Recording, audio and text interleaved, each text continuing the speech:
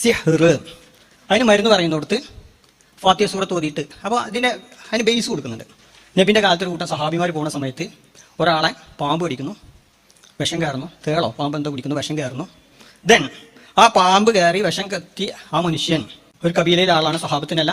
അവർ സഹാബിമാരോട് ചോദിക്കുകയാണ്, നിങ്ങളുടെ കൂട്ടത്തിൽ ആരെങ്കിലും റുക്കിയ ഷറയൊക്കെ അറിയുന്ന ആളുകളുണ്ടോ? റുക്കിയ ഷറയൊന്നുമില്ല, പുതിയ പാദം ഉണ്ടാക്കിയതാണല്ലോ. മന്ത്രിക്കാൻ പറ്റുന്ന ആളുകളുണ്ടോ, റാക്കിമാരുണ്ടോ എന്ന് ചോദിക്കുന്നു. ഇങ്ങനെയൊക്കെ ഹദീസുകളിൽ കണ്ടാൽ അത് നേരെ ഇനി പാമ്പ് കടിയേറ്റവനൊക്കെ അല്ലെങ്കിൽ വിഷം കയറിയവനൊക്കെ സുന്നത്ത് ഫാത്തിഹ സൂറത്ത് ഓതി അതിലൂടെയുള്ള ചികിത്സയാണ് എന്ന് പറയും.